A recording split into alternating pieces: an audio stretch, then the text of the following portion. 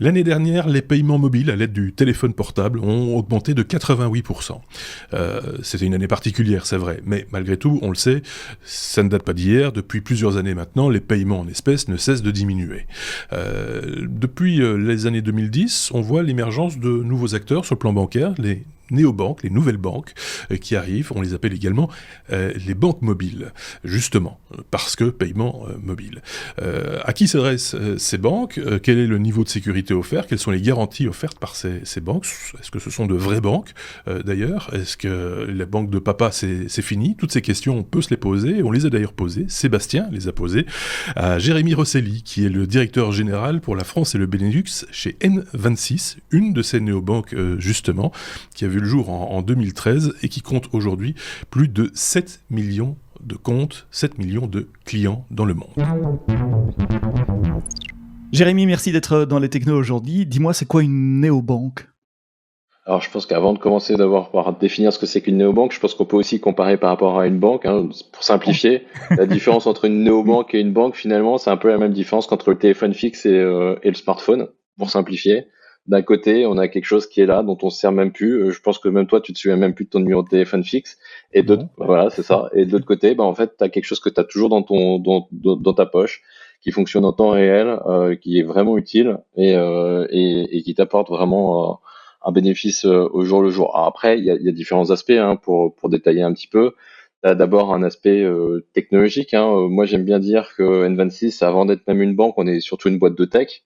Dans sa structure, dans son organisation. Donc aujourd'hui, et c'est réel, on est ce qu'on appelle une product-led organization, c'est-à-dire que les équipes produits et les équipes tech sont vraiment au cœur de l'entreprise, au cœur de la stratégie. Là, finalement, dans une banque traditionnelle, c'est souvent outsourcé, souvent une structure de coûts qui cherche à optimiser, ce qui est d'ailleurs un petit peu la source de la problématique aujourd'hui pour pas mal de ces acteurs. Ensuite, le deuxième point, il est peut-être aussi réglementaire, et ça c'est peut-être important pour en parler un petit peu à tout le monde, et surtout de dire ce que c'est qu'une banque et pourquoi tous les acteurs ne sont pas nécessairement des banques.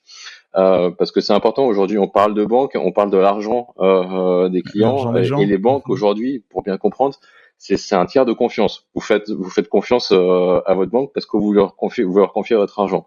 Donc la réglementation, c'est extrêmement important parce que c'est ça qui est garant du fait que justement votre argent est en sécurité. Donc il y a les banques traditionnelles qui sont mécaniquement des banques, hein, qui respectent la réglementation. Par contre, dans les néobanques, il y a différents types d'acteurs. Il y a des acteurs comme N26 où nous on est aussi une banque. Donc on respecte la même réglementation que la Société Générale, que la BNP, que la Deutsche Bank. Et il y a aussi un autre type d'acteurs qui s'appelle néobanque, et d'ailleurs le régulateur leur a interdit de dire néobanque, qui sont simplement des interfaces, mais qui sont elles-mêmes reposent sur d'autres banques. Donc c'est là où il faut faire très attention dans les néobanques. D'un point de vue réglementaire, il y a des acteurs qu'on appelle des banques et des acteurs qu'on appelle des prestataires de paiement, qui sont simplement des interfaces entre les banques et les clients. Et enfin, je pense. Je vais revenir au problème de compliance, enfin au challenge de compliance un peu plus tard. Mais c'est important ce que tu dis. Quand tu dis un acteur de paiement, tu peux donner un exemple. Moi, j'ai directement PayPal ou Stripe ou des gens comme ça en tête. C'est à eux que tu penses en acteur de paiement? Pas nécessairement, mais quand tu regardes, par exemple, même des acteurs comme Contniquet, par exemple, en France, eux, ce n'est pas une banque. Ils se reposent sur la licence bancaire d'un autre acteur. Et il y a justement, il y a des banques dont le métier, c'est pas de proposer des services aux clients, c'est de proposer des services bancaires à d'autres néobanques ou prestataires de paiement. En France, on a un acteur très fort qui s'appelle Trésor. Il y a aussi Solaris Bank en Allemagne. Et ça, en fait, c'est ce qu'on appelle de la banque as a service. Et c'est là où on voit vraiment la différence entre les différents acteurs, notamment dans le monde de la néobanque. Et c'est important de le dire parce que la semaine dernière, le régulateur français a interdit à ces acteurs qui ne sont pas banques de s'appeler néobanques. De s'appeler banque pour éviter la confusion sur le marché par les clients. Alors, avant d'aller dans ces détails-là, quel est le point de départ? Quel est le constat? Pourquoi est-ce qu'on crée une néobanque aujourd'hui? Pourquoi est-ce que les gens d'N26 se sont dit, on va faire des choses un peu différentes? C'est quoi et j'ai une idée en posant la question évidemment, mais c'est quoi le pain point, désolé pour le franglicisme, des banques traditionnelles? Alors, je pense qu'il y a deux histoires. Il y a l'histoire de N26 et il y a l'histoire du problème qu'on résout en tant que néobanque. On Ouais. peut peut-être commencer par l'anecdote de N26 Ouais, au vas-y. départ, parce que ça s'appelait pas N26, mais pour l'anecdote, N26 au départ, c'était une carte qui était faite pour les parents, pour que les parents puissent donner de l'argent de poche à leurs enfants. Mhm. Les fondateurs se sont rendus compte très rapidement En fait, les parents donnaient pas la carte à leurs enfants, mais s'en servaient eux-mêmes. Donc c'est là où ils se sont rendus compte qu'il y avait peut-être Il y a peut-être un besoin il y a autre. peut-être un sujet un peu plus grand sur le fait de pouvoir contrôler ses finances au jour le jour. Et en fait, quand on regarde un petit peu avec un petit peu plus de recul, aujourd'hui, les néobanques, qu'est-ce que ça résout comme pain point ou plus généralement? C'est quelque chose qui a été, qui a pu devenir, qui a pu accoucher, en tout cas, qui a pu devenir réel grâce à l'avènement du smartphone, en fait, grâce à la Mhm. technologie. C'est-à-dire qu'on est passé d'un monde finalement où il y avait des agences physiques à un monde où on s'attend à avoir tout en temps réel, à ce que tout soit facile sur son smartphone, à ce qu'on puisse tout faire très simplement et de façon ultra compétitive. Et ça, c'est devenu possible grâce au smartphone. Avant le smartphone et avant la réglementation européenne, et on en discutera peut-être un petit peu après Mhm. si tu veux, c'est des choses qui n'étaient pas possibles. Donc c'est vraiment quelque chose qui technologiquement est devenu possible il y a 7, 8, 9 ans. Et c'est pour ça que finalement, c'est une industrie qui commence à être en plein boom aujourd'hui. Mais pourquoi les banques traditionnelles l'ont pas fait? Ou ne le font pas, ou le font mais tellement lentement, Je pense que peut-être poussé par vous d'ailleurs. Alors, je pense que ouais, c'est ça qui est assez intéressant. Il y a plusieurs choses. Je pense que quand vous êtes un acteur, et je pense que c'est à moitié de l'arrogance et à moitié de la difficulté, quand vous êtes un acteur avec 50, 100 000 employés et que vous avez déjà investi des milliards, et parce que eux, ils parlent de système d'information, on parle même pas de Mhm. technologie, hein. Mhm. C'est intéressant Ouais, de bien regarder sûr. le vocabulaire qu'ils utilisent. Mécaniquement, c'est difficile de se cannibaliser soi-même pour inventer ou pour travailler sur une nouvelle techno ou une nouvelle génération d'acteurs qui va finalement les cannibaliser. C'est d'ailleurs pour ça qu'en France, il n'y a aucune banque en ligne qui n'a cannibalisé les banques traditionnelles puisqu'elles appartiennent toutes aux banques traditionnelles. Donc elles avaient Mhm. absolument aucun intérêt à ce que les clients aillent vers des offres qui sont plus compétitives et moins chères. C'est une réalité. Donc il y a une réalité à la fois business de la partie revenus et une partie aussi réellement techno où les banques sont des banques, hein, c'est-à-dire qu'elles sont structurées comme des banques et ils ont pas la connaissance en interne. Et c'est quelque chose même qu'ils ont réellement perdu. Donc aujourd'hui, pour un acteur traditionnel se lancer dans le secteur des néobanques, la réalité c'est qu'aucun n'a été capable de le faire et c'est pour ça qu'il y a autant d'acquisitions de néobanques, notamment par des acteurs traditionnels. C'est le manque d'agilité des systèmes d'information, ça reste une inertie due à la taille des organisations, c'est l'histoire de la grenouille qui est dans le bol d'eau qui chauffe et qui se rend pas compte que ça chauffe. Ah, c'est exactement ça l'histoire. Après, moi maintenant, je vois aller un petit peu les deux côtés de l'histoire, parce que Ouais. maintenant on est aussi gros, on est présent dans 25 pays, on a 1500 employés, donc je me rends compte qu'il y a des choses qui sont un petit peu plus lentes que quand on était plus petit. Mais je pense que philosophiquement, nous on est une boîte de tech et on est organisé comme une boîte de tech, là où dans une banque, c'est dirigé par des personnes qui ont en moyenne entre 55 et 65 ans, qui sont pas technophiles et qui n'ont pas la bonne organisation. Et c'est difficile de faire bouger honnêtement plusieurs dizaines de milliers de personnes. Et qui viennent du monde de la finance et pas de la tech. Il n'y a pas une fracture digitale aussi? Comment vous adressez sur un public plutôt jeune? Je ne sais pas si tu as des stats de moyenne d'âge, vous devez avoir ça dans les cartons quelque part. Mais je vois mal ma maman commencer sur une banque en ligne, uniquement en ligne aujourd'hui, même si elle utilise les outils fournis par sa banque traditionnelle. Alors, je suis absolument pas d'accord. Est-ce que ta maman utilise WhatsApp, par exemple? Non, iMessage, oui, oui. Oui, bah oui, en fait, oui. Moi, il y a un constat que je fais quand je discute beaucoup avec les Mhm. gens, c'est qu'aujourd'hui, c'est mes parents qui utilisent mon compte Netflix et ils l'utilisent beaucoup plus que moi. Aujourd'hui, on est plus passé dans un monde et c'est marrant, ces a priori que les néobanques, c'est fait pour Mhm. les jeunes. La C'est pour les réalité, c'est jeunes. qu'aujourd'hui, on a 40% de nos clients qui ont plus de 35 ans. Les personnes qui utilisent des iPhones, oui, les premières personnes qui utilisaient des iPhones à l'époque, ou les smartphones plus généralement étaient un petit peu plus jeunes parce que c'est plus facile, il y a une adaptation qui est plus facile et plus rapide. La réalité, c'est que maintenant, on propose des services qui sont beaucoup plus simples et beaucoup plus pertinents. Et au contraire, en tant qu'acteur, on est capable justement de pouvoir s'adresser à l'ensemble de la population parce qu'on est là pour simplifier la banque. On est là aussi pour être ouvert 7 jours sur 7. C'est-à-dire que j'imagine dans un petit village, Mhm. bah, la banque n'est pas ouverte tous les jours. Alors qu'avec N26 ou beaucoup d'autres acteurs, d'abord, votre app, elle est disponible 7 jours sur 7, 24 heures sur 24. Et nous, on est même capable d'avoir un service client qui est disponible 7 jours sur 7. Donc, c'est là où on voit qu'il commence à y avoir un vrai gap. Et nous, aujourd'hui, on est capable de mieux servir l'ensemble de la population par rapport à une banque traditionnelle qui, historiquement, a commencé à segmenter de plus en plus son offre pour s'adresser à différentes typologies de clients, mais en plus en tant que client à qui on pousse des offres plutôt que client à qui auprès de qui on essaye de résoudre des problèmes. C'est quelque chose que vous prenez en compte proactivement quand vous faites des designs d'interface graphique, par exemple, ou des tests d'interface graphique pour trouver la manière la plus simple de réaliser telle tâche ou telle tâche. Est-ce que spécifiquement vous pensez aux gens de plus de 60, 70 ans, 70 ans? Alors, on réfléchit pas nécessairement en termes d'âge. Par contre, ce qui est sûr, c'est qu'en termes d'approche, enfin, chez nous, c'est quelque chose qui est fondamentalement itératif.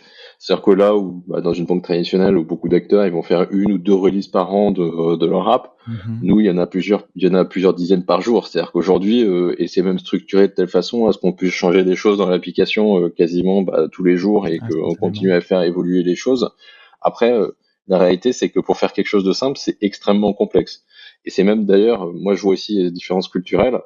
En fonction des cultures, c'est pas du tout la même chose. Hein. C'est-à-dire que les Allemands suivent les indications, les Italiens essayent de faire quelque chose qui a l'air d'avoir du sens, les Français font à peu près n'importe quoi. Donc c'est là aussi, même en termes de design d'application, de trouver le bon bouton, c'est pas nécessairement quelque chose qui est facile. Tu as mentionné plusieurs fois la technologie et tu définis N26 comme étant une boîte de tech. C'est quoi justement la technologie qui vous permet de vous démarquer ou d'offrir ce genre de service 24/24, 7 jours sur 7 à travers une app? Je suppose qu'il n'y a pas de mainframe avec ZOS chez N26.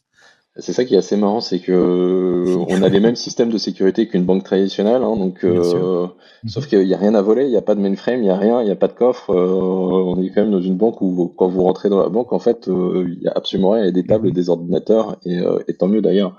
Donc non, je pense que ce qui nous définit, en tout cas, en tant que banque, en tant que boîte tech, c'est d'abord l'organisation. Aujourd'hui, la plupart de nos effectifs, on a plus de 500 personnes qui travaillent au produit ou à la tech.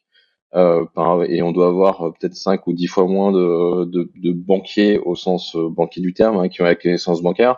Aujourd'hui, et réellement, j'ai pas honte de le dire, le banquier du 21e siècle, c'est un développeur, c'est pas quelqu'un qui s'y connaît en finance. La réalité, elle est là. Il faut les deux, non? Il faut quand même des gens qui s'y connaissent un peu pour dire aux développeurs ce qu'ils doivent faire. Il faut les deux, mais le ratio est pas le même. Je pense que le ratio dans une banque traditionnelle est plutôt dans l'autre sens. Il y a beaucoup de banquiers, en tout cas de personnes qui sont là pour vendre des produits financiers aux clients. Et très peu de personnes au produit et à la tech, contrairement à nous. Après, si on rentre un petit peu plus dans la tech en général, je connais pas. On a beaucoup parlé de Kotlin à un moment chez nous. Je pense que ce qu'il faut comprendre, c'est on essaie d'être indépendant des interfaces, parce que bien entendu, on travaille avec iOS et Android, donc mécaniquement, ce qu'on essaie de faire, c'est bien entendu comprendre les différentes philosophies de ces deux interfaces, hein, parce que pour ceux qui se connaissent un petit peu plus, c'est des philosophies qui sont différentes, donc c'est des boutons ou des choses qui sont pas pensées de la même façon, mais il faut quand même que le cœur fasse en sorte que ça fonctionne de la même façon, ou le back-end, hein, pour ceux qui sont un petit peu plus technophiles. Donc il y a vraiment, on a ce cœur de technologie qui fait que ça fonctionne des deux côtés, et après bien entendu en fonction des différents segments, des différents pas produits, mais en tout cas il y a différentes fonctionnalités bancaires, hein, c'est-à-dire pas en tant que produit vers la banque, mais on a besoin dans la banque par exemple de vous aider à ouvrir un compte, on a besoin de vérifier votre identité, on a besoin de vérifier si certaines transactions sont frauduleuses ou pas. Là on va utiliser différentes technologies, on va être capable d'utiliser par exemple de l'intelligence artificielle, on en parle beaucoup. À l'extérieur, nous, on n'en parle pas beaucoup, mais c'est quelque chose qu'on utilise beaucoup, notamment, bah, ça peut être, par exemple, pour monitorer, je suis pas sûr que ce soit très français, mais pour monitorer les transactions, les comportements, en fait, ça nous permet de voir des comportements qui pourraient être frauduleux, donc ça, c'est des technologies dont on sert, par exemple, dans cette partie-là, mais il y a aussi d'autres technologies qu'on va utiliser dans différents services, que ça soit, je sais pas, de la reconnaissance ou ainsi de suite. Donc, c'est un ensemble de technologies. Ce qu'on essaye vraiment, surtout, c'est pas utiliser une technologie pour utiliser une technologie, parce que ça, c'est beaucoup à la mode dans beaucoup de grands groupes et dans beaucoup de banques. Notre sujet, c'est surtout de trouver quelle est la bonne technologie, la technologie la plus pertinente pour résoudre un vrai problème. Et ça, c'est extrêmement clé, je pense, même dans l'approche. Et c'est pour ça que j'ai du mal à répondre à la question quelle technologie vous utilisez. Nous, c'est plutôt quelle approche on a pour résoudre un problème, et la technologie viendra après. Donc, votre antenne, c'est uniquement des applications mobiles, Android, iOS. On a un site web, hein, juste. Et un site web aussi, ok, d'accord. Oui, non, je pose la question parce qu'il y a certaines. néobanques ou néobanques qui n'ont même pas de site web, c'est juste mobile. Donc vous avez les trois qui s'adressent à un back-end en suivant, tu n'as pas cité ces mots-là, mais je traduis avec mon langage de développeur des technologies de développement agile, de déploiement continu, puisque tu parles de plusieurs releases par jour. Donc c'est toutes les best practices, comme on dit en franglais, d'ingénierie logicielle actuelle appliquée au métier de la finance, et le choix des technologies pour répondre aux problèmes qui se posent à vous. Est-ce que vous avez aussi une tendance à développer vous-même en utilisant des briques technologiques du marché, ou d'aller acheter des packages, des banques traditionnelles? J'ai beaucoup travaillé dans des banques traditionnelles quand j'étais plus jeune en tant que consultant, et souvent on passait notre temps à intégrer des packages existants. Ils achetaient la solution d'anti-money laundering de tel vendeur, la solution de compliance XYZ de tel autre vendeur. Quelle approche vous avez en matière de développement logiciel? Là-dessus, l'approche est de façon très transparente, elle est hybride. La réalité, c'est que on aime bien faire les choses en interne, mais il y a aussi un moment où il faut être aussi, on a une limite de ressources. Et la réalité, c'est qu'on essaye plutôt d'utiliser nos ressources pour faire les choses qu'on est capable de faire mieux que les autres, en tout cas qui auront plus de valeur ajoutée si on le fait nous-mêmes, et après utiliser certaines briques qui marchent mieux sur le marché. Donc ça, c'est vraiment un équilibre, et de temps en temps, on est capable de passer de l'un à l'autre.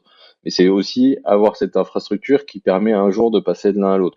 Donc ça, c'est pensé dès le départ, mais on n'a pas de là-dessus, on n'est pas Dogmatique. on n'est pas dogmatique, on n'hésite pas, et même avec nos partenaires, hein, c'est des choses où on est très transparent sur ces choses-là. Et je pense que c'est la best practice normalement sur ces sujets-là. Alors en ouverture, tu as rappelé que vous êtes une banque, vous avez une licence bancaire. C'est quoi les challenges de compliance, de conformité, pour parler français, quand on crée un système comme ça de zéro? Parce que je ne me trompe pas, vous êtes parti de zéro. Alors, je pense avant de parler de contraintes, peut-être déjà on va peut-être parler d'avantages et d'expliquer aussi pourquoi. L'avantage pour les clients. Non, je parlais de contraintes techniques. Oui, je sais pas, parce que je suis avec la casquette technique que je pense contraintes, mais évidemment, c'est les avantages pour les Je clients. pense qu'il faut d'abord Mhm. se poser la question de pourquoi. La raison, c'est que ça vous permet notamment d'avoir, vous avez un niveau de réglementation, donc d'obligation qui est plus élevé, mais ça vous permet aussi d'avoir de plus de protection et plus d'assurance envers vos clients. Aujourd'hui, quand vous êtes client N26 ou quand vous êtes client d'une banque traditionnelle, eh ben votre argent est garanti jusqu'à hauteur de 100 000 euros. C'est quand même quelque chose qui est extrêmement important, et c'est pas le cas dans la plupart des acteurs qui n'ont notamment pas de licence Pas de bancaire. licence. Mhm. Il y a cette partie-là qui est la partie visible de l'iceberg, mais il y a aussi beaucoup d'obligations, notamment donc en termes de compliance et toutes ces choses-là, qui nous obligent justement à avoir des cahiers des charges qui sont très élevés pour s'assurer justement qu'il y ait par exemple une continuité du service, pour s'assurer qu'il y ait, je sais pas, une certaine qualité de service, que ça soit pour avoir accès à votre argent, pour qu'on puisse vous répondre dans certains cas. Donc il y a un ensemble de cahiers des charges qui est extrêmement complexe d'un point de vue purement opérationnel, hein, et c'est des choses qui sont extrêmement longues. Et après, il y a bien entendu aussi un cahier des charges qui est technique, et qui est lié à ça. Donc c'est là où on commence à parler notamment de core banking et de tous ces aspects-là. Là encore une fois, c'est une approche qui est relativement hybride, parce que N26 d'ailleurs, on était nous-mêmes, on n'avait pas encore notre licence bancaire. Donc on a commencé avec une banque qui justement était notre banque, et nous on s'occupait de la partie orientée vers les clients, donc vraiment de l'interface. Mais on a demandé notre licence bancaire, et on a très rapidement transitionné nos clients vers notre core banking. D'ailleurs, c'est intéressant de bien préciser, c'est pas parce que vous avez une licence bancaire que vos clients sont chez vous. C'est ça, il y a aussi des acteurs qui peuvent avoir cette approche un tout petit peu hybride. Donc, on aime bien le dire aussi. Il y a une différence entre avoir une licence bancaire et avoir les clients dans sa propre banque. Donc ça, c'est un vrai challenge, hein, parce qu'il faut bien entendu, et on parle d'argent, donc il faut s'assurer qu'on enregistre bien les transactions. On parle d'argent, hein, donc on peut pas se tromper, on peut pas passer un paiement deux fois. On peut pas passer un paiement deux fois, ou on peut ne pas l'enregistrer non plus, parce qu'à un moment on est interconnecté avec le reste de l'industrie, et le cahier des charges de l'industrie, hein, est extrêmement fort, que ça soit pour se connecter au paiement, donc avec SEPA notamment, où vous êtes connecté. Donc là, le cahier des charges est extrêmement élevé. Vous avez aussi des cahiers des charges avec notamment Mastercard, ou en tout cas toute la partie d'intégration de ce qu'on appelle les schemes. Donc là aussi, le cahier des charges est extrêmement important. Par exemple, sur le taux de réponse, quand votre carte, vous allez faire une transaction et que vous allez interroger la banque, il faut être capable de répondre en moins de X secondes. C'est de temps en temps, vous voyez, quand vous attendez un petit peu votre banque et que de temps en temps, peut-être pas chez nous, mais chez les autres, vous avez le ticket qui ressort parce que ça marche pas, c'est parce qu'il y a un cahier des charges qui est extrêmement précis et si la Avec la banque transaction ne time-out. respecte pas ce qu'on appelle le time-out, et ben la transaction est automatiquement refusée. Donc il y a un ensemble de cahiers des charges qui est extrêmement complexe, mais qu'on est aussi capable de faire et qu'on a fait progressivement. C'est-à-dire qu'aujourd'hui, et c'est ce qui se passe pour la plupart des acteurs, et ça devient de plus en plus facile en fait, parce que maintenant, les différents acteurs dans l'échelle de valeur, que ça soit typiquement Mastercard ou d'autres acteurs qui proposent du core banking ou du banking as a service, ils commencent à proposer de plus en plus des services plug and play. C'est-à-dire que vous allez pouvoir aller voir Mastercard et vous allez très rapidement, avec très peu d'ingénieurs, être capable d'intégrer des fonctionnalités assez facilement avec eux. Là où il y a 5 ans ou il y a 10 ans, c'était beaucoup plus difficile. Mhm. Donc aujourd'hui, maintenant, avec quelques dizaines de développeurs, bah, vous allez pouvoir avoir des services de base en tout cas, vous êtes capable de lancer un produit quasiment fonctionnel avec très peu de développeurs, là où il y a 5 ans ou il y a 10 ans, bah, il en fallait Il 10 ou fallait une 100 fois armée. plus. Donc on voit l'évolution. Néanmoins, il y a encore beaucoup de choses à faire. Hein. Donc on parle de core, et encore, même moi je connais pas encore tout, mais on parle de core banking, on parle de transaction monitoring, on parle de scheme, donc comment fonctionnent les paiements, ça c'est les grandes briques en général. On parle de comment est-ce qu'on enregistre les informations de nos clients, parce que ce qu'il faut bien comprendre aussi, c'est que c'est pas fait simplement dans une base de données. Il faut bien entendu que ça soit non seulement sécurisé, Mhm. mais aussi qu'il y ait un accès, et surtout qu'il n'y ait pas de problème, enfin, qu'il y ait des vrais sujets de redondance, hein, parce que c'est des choses qui arrivent. On a vu encore il n'y a pas si longtemps que ça Un un, un, data center partir en un fumée. data center brûlé. Donc ça, c'est des choses aussi qu'on regarde beaucoup, avec bien entendu des aspects sécuritaires qui sont extrêmement clés. Alors je rentrerai pas dans les aspects sécuritaires pour des raisons de Mhm. sécurité, mais c'est des choses qui sont extrêmement clés chez nous et qu'on regarde. Et peut-être la dernière chose qui doit te parler un peu plus, c'est notamment la partie infrastructure. Comment est-ce qu'on est capable de passer, bah, justement, aujourd'hui, on a 7 millions de clients, mais moi, quand je suis arrivé, on en avait 200 000. Ça aussi, c'est comment est-ce qu'on Comment est-ce gère qu'on les grandit? infrastructures Mhm. pour être capable peut-être pas du jour au lendemain, mais comment est-ce qu'on est capable d'optimiser à la fois les ressources, mais la capacité de grandir. Aujourd'hui, je pense qu'on a atteint un stade où on pourrait quasiment doubler notre nombre de clients. Ça serait extrêmement simple d'un point de vue purement infrastructure, grâce aux différents acteurs qui existent et au cloud, pour Mhm. faire simple. On a peut-être un peu de la partie opérationnelle, elle serait plus compliquée, en tout cas, de prendre un petit peu plus de temps à scaler. Oui, ça, ce sont des technologies qui sont disponibles maintenant au XXIe siècle et dont des entreprises en forte croissance comme N26 peuvent bénéficier relativement simplement. En tant que client de néobanque, moi, il y a un truc qui m'ennuie, mais c'est pas de la faute des néobanques, c'est de la faute du système bancaire traditionnel. Je suis belge, j'ai habité en Angleterre, en France, donc je suis profondément européen. J'ai des comptes en banque, j'ai travaillé très longtemps au Luxembourg, j'ai des comptes en banque dans plusieurs néobanques donc dans différents pays, et je me trouve souvent face à des institutions privées ou publiques qui disent ah non désolé votre numéro IBAN ne commence pas par FR machin, on accepte que donc parce que ici je suis en France, FR, c'est ce qu'on appelle la discrimination à l'IBAN. On en a parlé dans le podcast Les Technos il y a quelques semaines, je crois que c'était avec Xavier également. Et je suppose que c'est un sujet qui vient aussi de la part de vos clients. Et Ça, en fait, deux questions. Est-ce que c'est un sujet pour vos clients? Et si oui, comment vous les aidez à se battre contre la discrimination à l'IBAN? je pense que c'est un sujet pour tout le monde et ça c'est une réalité hein, aujourd'hui. Donc toi t'es un Belge qui vit en France, moi je suis un Français qui vit en Belgique, donc je vis aussi de l'autre côté. La réalité c'est qu'on voit vraiment les choses s'améliorent, mais la réalité c'est que normalement il y a une réglementation européenne qui dit que vous pouvez utiliser n'importe quel compte bancaire n'importe où en Europe.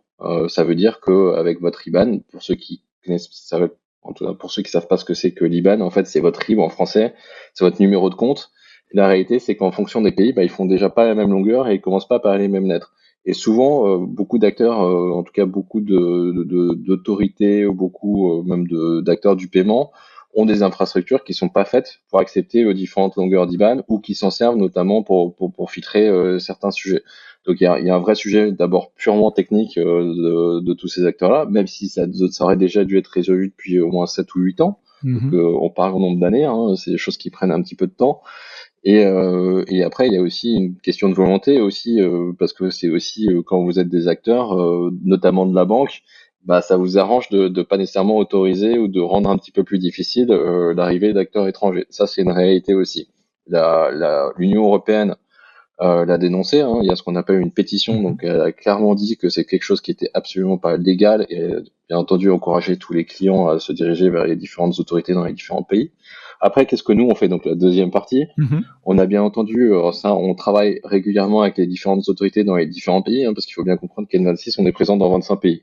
Donc c'est pas un sujet en fait, c'est 25 interlocuteurs différents. C'est beaucoup de sujets différents en général. Donc on essaye dans chacun des pays de trouver des solutions, de voir comment est-ce qu'on peut améliorer les choses en général. Hein. Ça c'est la première chose. La deuxième, on a lancé assez récemment, pas que nous, mais avec d'autres acteurs, notamment avec Wise, ex-TransferWise, par exemple une initiative pour encourager les clients à notamment expliquer leurs problèmes d'IBAN. Hein, donc c'est Adopt My IBAN où on a vraiment poussé les clients à en parler et avoir un maximum de résonance sur ces sujets-là. Et la troisième façon, qui est un petit peu plus business driven, où par exemple en Espagne ou en Italie, on a été aussi capable de lancer des IBAN locaux avec toute la difficulté et toutes les ressources nécessaires pour le faire. Mais donc on est aussi capable nous de s'adapter de notre côté. Après, ce qu'il faut comprendre, si on prend un petit peu plus de recul, et c'est de comprendre que finalement c'est dommageable pour le client. D'abord parce qu'en fait, les clients, ils peuvent pas se servir, ils n'ont pas accès nécessairement à des services qui peuvent venir de l'Allemagne, de l'Italie, de l'Espagne, même si c'est des meilleurs services que ce qu'ils ont dans leur pays. Je pense que ça c'est la première chose. La deuxième, en général, du coup, ça encourage pas l'innovation et ça c'est quand même un petit peu problématique parce que finalement, on a quand même envie que les choses évoluent. Je pense que, alors peut-être pas la plupart des personnes qui t'écoutent, qui te regardent, mais en tout cas, la plupart des personnes qui ont un compte en banque, souvent leur expérience bancaire ressemble à celle des années 90, donc il y a peut-être moyen d'améliorer un petit peu les choses. Et la troisième, et c'est ça qui m'embête encore plus en tant qu'Européen convaincu aussi, c'est que finalement, on empêche l'émergence de nouveaux acteurs vraiment pan-européens. Et le problème, c'est qu'il y a des acteurs américains, hein, comme on l'a vu, les GAFA d'un côté et des acteurs asiatiques comme les Batix, qui eux ont cette capacité de créer des grands acteurs. Et il y a un moment, si on n'est pas capable nous de créer ces grands acteurs, qu'on peut appeler des licornes, hein, mais l'idée c'est plutôt plus généralement de créer ces champions européens. À un moment ou à un autre, en fait, on va devoir utiliser des services soit asiatiques, soit américains. Et ça serait un petit peu dommage. Je parle de la banque, hein, mais c'est le même sujet aussi. Pour Doctolib, hein. Moi je serais très heureux que Doctolib devienne vraiment champion européen et qu'il puisse s'exporter aux États-Unis et en Asie et qu'on finisse pas finalement par utiliser encore une fois des acteurs américains pour gérer certaines choses. Le rendez-vous de santé. Ça, c'est important. Doctolib, pour les Belges et les Suisses qui nous regardent, qui nous écoutent, c'est une plateforme de réservation médicale pour prendre rendez-vous chez son docteur qui est franco-allemand, hein, si je ne me trompe pas. Je sais que ça marche bien en France, mais je crois que c'est disponible en Allemagne aussi. J'ai une question super naïve, je ne sais pas s'il y a moyen d'y répondre brièvement, mais tu dis que vous avez ouvert des local IBAN, donc des IBAN dans les pays en Espagne et en Italie, si j'ai bien entendu. Qu'est-ce que ça implique? Pourquoi on ne peut pas le faire à grande échelle dans 25 pays? C'est chaque fois des négociations one-to-one avec les autorités bancaires du pays? Absolument. C'est pas des négociations, c'est plutôt simplement des cahiers des charges locaux. Ça veut dire que et de toute façon, c'est le sens de l'histoire aussi, mais c'est de s'assurer qu'on respecte l'ensemble des réglementations locales. Donc ça veut dire, les réglementations d'un point de vue purement bancaire, hein, ça veut dire, ça parlera peut-être pas à tout le monde, mais comment est-ce que vous vérifiez l'identité des clients, quelles sont les règles que vous utilisez, notamment pour faire ce qu'on appelle des reporting, donc dire quels clients vous avez, quels sont les types de transactions, et à chaque fois c'est différent d'un pays à l'autre. Donc ça, c'est une deuxième chose. Les systèmes de paiement, même si aujourd'hui on pense qu'on est dans un système de paiement uniformisé et ça c'est pas. Et on pense. La réalité, c'est que c'est encore pas la même chose dans les différents pays. Hein. Il y a CEDA en Belgique. Il y a même pour les paiements par carte, ça marche. Il y a comment ça s'appelle, Bancontact. Donc les schemes de cartes de paiement sont pas nécessairement les mêmes dans l'ensemble des pays. Donc systématiquement, vous êtes obligé de mettre en place des équipes opérationnelles, de respecter les process opérationnels locaux. Hein. Je prends un exemple concret. Quand vous avez un client qui décède, malheureusement, parce que ça arrive, les procédures sont pas les mêmes dans les différents pays, donc il faut mettre ça en place. Faut se connecter avec les différents systèmes de paiement pour que ça fonctionne, et ainsi de suite. Donc aujourd'hui, à chaque fois, avoir un IBAN dans un pays, c'est énormément de ressources nécessaires. Donc c'est pour ça qu'en termes de business, c'est possible dans un grand marché. Ça devient un petit peu plus compliqué sur un marché qui est un peu plus petit. C'est une super transition sur ma dernière question. En fait, on sent par ta réponse là que dans le monde de la finance et de la finance personnelle, du retail banking, on a besoin de plus d'Europe, de plus d'harmonisation. Comment tu vois le futur des banques, j'allais dire des banques, peut-être des néobanques. Là, pour le moment, vous tapez un fameux coup de pied dans la fourmilière. Mais comment tu vois le futur de la banque en Europe? Il y a beaucoup de choses à dire. Non, mais Grand sujet, hein. un grand sujet, c'est presque un sujet pour le bac. Non, la réalité, c'est que Quelques au début, moi, tendances. j'ai vécu il y a 4 ans, on nous regardait comme un épiphénomène. On était à curiosité. Aujourd'hui, la réalité, c'est que maintenant, les néobanques, on est non seulement au cœur de ce qui se passe, parce que pour donner un chiffre, en France, en 2019, donc avant même l'année du Covid, un tiers des clients qui ouvraient un nouveau compte ouvraient un compte dans une néobanque. Donc on était clairement au cœur du sujet. Maintenant, ce qu'on voit, c'est qu'on est dans le siège du conducteur. C'est-à-dire que on voit les différents acteurs qui commencent à recopier, ou en tout cas vraiment suivre les différentes offres qu'on est capable de proposer. Typiquement, on a lancé des cartes en métal. Maintenant, on compte plus les acteurs qui font des cartes en métal. On a supprimé les frais lorsque vous payez à l'étranger. Étrangement, beaucoup d'acteurs qui gagnaient beaucoup d'argent ont commencé à supprimer les frais étrangers. Donc on voit vraiment qu'aujourd'hui, maintenant, on est plutôt dans le siège du conducteur. Après, si on prend une vision un peu plus macroscopique, toutes les banques ne vont pas disparaître. La réalité aussi, c'est qu'il y a encore de la place pour tout le monde, mais par contre, on va voir des champions européens apparaître, comme nous, comme certains Anglais qui se développent aussi très bien. Donc il y aura une cohabitation entre deux types d'acteurs, les acteurs traditionnels qui ont réussi à faire leur mue technologique au digital, en tout cas qui ont été capables de justement s'adapter et de bouger vers le digital. Il y a les acteurs néo-digitaux, mais en tout cas des acteurs comme nous, en tout cas, qui sont nés dans le digital et qui vont atteindre une certaine taille critique. Il y a aussi des acteurs des néobanques qui n'atteindront pas leur taille critique. Je pense que c'est aussi la réalité, et on le voit. Je pense que si vous dépassez pas plusieurs millions de clients, ça va devenir extrêmement compliqué. Par contre, et dernier point, je pense que c'est ça qui est intéressant, c'est qu'on surtout le combat, il se fera quasiment même de façon indépendante de la plateforme. Aujourd'hui, on parle de smartphones et de cartes. Les cartes commencent même à disparaître. On commence à parler de paiement mobile, et il n'y a pas de raison aussi même que la banque, dans les prochaines années, finalement, change de support. C'est-à-dire qu'on a vu les agences physiques, on a vu les banques en ligne, on a vu les banques mobiles. Il n'y a pas de raison que dans 5 ou 10 ans, finalement, la banque, ça soit encore une interface différente, ou qu'on n'ait même plus besoin d'interface physique. Parce que pour d'autres raisons, on est capable de y arriver. Je sais pas, Amazon, maintenant, ils sont capables de connaître quel est le client dans un magasin sans lui demander sa carte ni sa pièce d'identité. Donc, on voit que le futur aussi, il y a quand même une évolution. Donc ça, là-dessus, je pense que ça sera même indépendant du média sur lequel qu'on utilisera, en tout cas pour payer. Donc plus de médias ou différents médias. Un médium différent, en tout cas, en tout cas, le médium pourra changer. Nous, on sera là parce que par définition, notre infrastructure est faite justement pour s'adapter aux différentes infrastructures qui sont nécessaires. Là où d'autres acteurs auront un petit peu plus de mal. Mais ça va être intéressant de regarder, je pense, dans les prochaines années, 1, la disparition du cash, 2, la disparition de la carte, et 3, on verra si les gens utiliseront encore leur mobile dans les prochaines années. Merci Jérémy pour ces pensées sur le futur de la banque et puis les explications des fonctionnements des institutions bancaires et des fintech, on peut dire comme ça aussi. J'ai dit néobanque depuis le début. Fintech, c'est peut-être un peu plus large parce qu'il c'est pas nécessairement que les banques. On accepte tout. À très bientôt, merci. Merci à Jérémy Rosselli, qui, je le rappelle, est le directeur général pour la France et le Benelux de la néobanque N26. Merci à Sébastien, évidemment, également pour cette entrevue. N'hésitez pas à commenter cette vidéo ou ce podcast sur notre site, lestechno.be. N'hésitez pas également à donner vos commentaires ou éventuellement vos questions. On s'en fera le relais, évidemment. Merci à vous. À très bientôt. Au revoir.